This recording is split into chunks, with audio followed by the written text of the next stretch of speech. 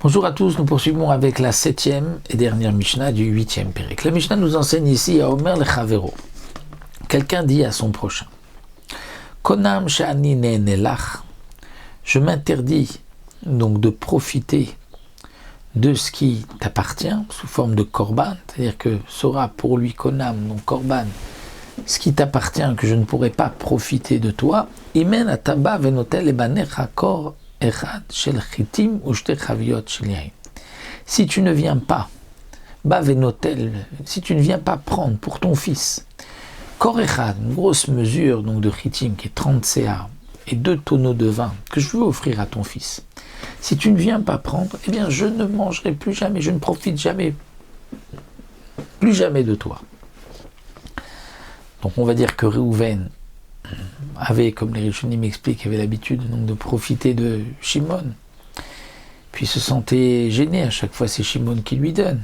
Alors Réhouven veut lui donner en échange quelque chose, il ne faut pas lui donner à lui puisque c'est peut-être le blessé. Il dit alors moi je donne à tes enfants, une grosse matana, quelque chose de conséquent. Il dit donc viens prendre pour tes enfants ça et ça, et si tu veux pas, alors dorénavant je ne profite plus rien de ce qui t'appartient. Eh bien, la Mishnah nous dit, quel sera le dîme ? Est-ce qu'il faut qu'il prenne, sinon il y a une interdiction ? Eh bien non. C'est-à-dire que Shimon pourra faire en sorte que Réhouven annule son neder, qu'il n'y ait plus de neder, même si on ne fait pas tarat nedarim chez un chacham. Yomarlo, il dira simplement. Pourquoi tu as dit que tu ne veux plus profiter de moi si je ne prends pas pour mon fils ce blé, je ne prends pas ces tonneaux de vin, c'est que tu voulais m'honorer. Eh bien sache que si je ne prends pas, c'est mon honneur. Au contraire, les gens vont dire, même un grand maintenant, il a les moyens, il ne veut pas prendre, donc je vais en être d'une certaine manière glorifié. Donc ce que tu as voulu faire, me donner des honneurs, même si je ne prends pas, j'ai reçu ces honneurs, et donc ton vœu, d'une certaine manière, c'est accompli, mais différemment. Au lieu que je prenne, même si je ne prends pas. Et donc, tu m'as honoré, et à ce moment-là, donc, Réhouven pourra consommer de Shimon, puisque le Neder, la condition, donc, c'est accompli. C'est vrai qu'il n'a rien pris, mais c'est comme s'il avait pris, puisque son honneur était de ne rien prendre. La Mishnah continue dans le même contexte. Quelqu'un qui dit à son ami, Konam Shatane Neli. Je t'interdis, toi, de profiter de ce qui est à moi. Et si tu ne viens pas m'aider à donner à mon fils une mesure de blé ou 2 tonneaux de vin, c'est-à-dire que le père a lui la responsabilité de nourrir son fils, il a peut-être des difficultés, il dit à son ami, si tu ne donnes pas à mon fils donc du vin ou du blé, alors dorénavant, tu ne profiteras plus jamais de moi. Rabbi Meir Omer, Asur Hachiiten. Rabbi Meir dit, eh bien, il ne pourra pas profiter tant qu'il n'a pas donné. Chachamim Omcham disent non. C'est un peu comme le cas précédent. On peut annuler le vœu, même sans faire de la tarat nedarim. Yomar lui dira, c'est comme si j'ai reçu. C'est-à-dire, quelle était mon intention ? C'est que j'avais du mal à nourrir mon fils, je voulais que tu m'aides, que tu me donnes. Eh bien, c'est comme si j'ai reçu, c'est-à-dire, je n'ai plus besoin de ce cadeau, je n'ai plus besoin de cela, et donc dans ce cas-là, il pourra, c'est comme s'il a accompli le neder, et donc il pourra continuer de profiter de lui. La Mishnah continue avec un autre cas. Ayum esarvim bolaset batachoto. Quelqu'un à qui on insiste pour qu'il épouse sa nièce, la fille de sa sœur. La Gemara nous dit que si quelqu'un épouse la fille de sa sœur, donc il aimera particulièrement sa femme, puisqu'un homme est proche de sa sœur, donc il sera proche de sa femme. Et cet homme-là donc ne veut pas se marier avec sa nièce. Mais on insiste. Ve'amar, alors il a dit, Konam she'inenet lilolam. Donc il s'interdit, je fais un éder qu'elle ne pourra pas profiter de moi à jamais. Donc de cette manière, il a bloqué le mariage, parce que si ce mari va profiter de lui, donc de cette manière, il est libre. Ou bien, quelqu'un qui divorce sa femme, va marier, dit il dit, j'interdis à ma femme de profiter de ce qui est à moi à jamais.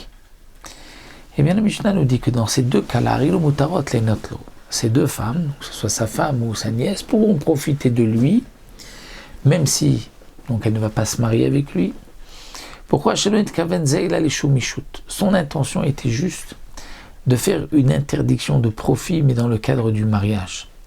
Mais s'il ne se marie pas avec elle, avec sa nièce, elle pourra profiter de lui. De même, lorsque quelqu'un a divorcé de sa femme, qui lui a dit « je ne veux plus qu'elle profite de moi », c'était dans le sens, profiter dans le sens d'une nana de mariage, de ishout. Mais si elle divorce et donc elle ne profite plus d'une nana de ishout, mais d'une nana, on va dire, indirecte de ses biens, ça c'est moutard, puisque ce n'était pas dans l'intention de son éder.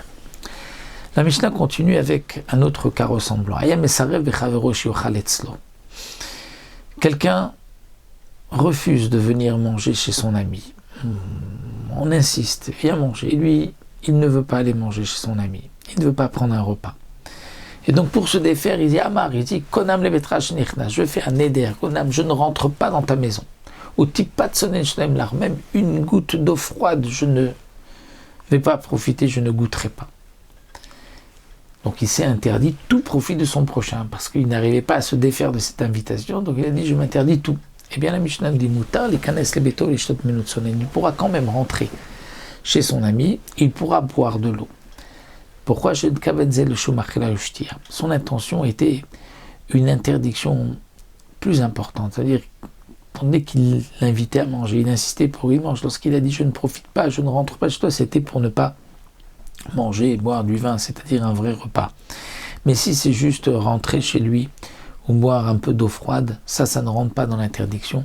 On considère qu'il a voulu s'interdire que véritablement de prendre un repas, puisqu'en fonction du contexte, il était invité, il insistait pour qu'il vienne manger, il a fait ce neder, donc c'était de prendre un repas et non pas d'autres choses. Le Barthénora rajoute un grand chidouche sur ce dernier point de la Mishnah. Il nous dit que, en fin de compte, puisque son intention était de s'interdire qu'Achil avait shtiya, mais il ne se l'est pas interdit. Donc, il pourra même aller manger et boire chez lui. Donc, il ne voulait pas manger chez lui. En vérité, il a voulu faire le neder, je ne prendrai pas de repas chez toi, mais il lui a dit, je ne mettrai même pas les pieds chez toi, je ne profiterai même pas d'une goutte d'eau froide.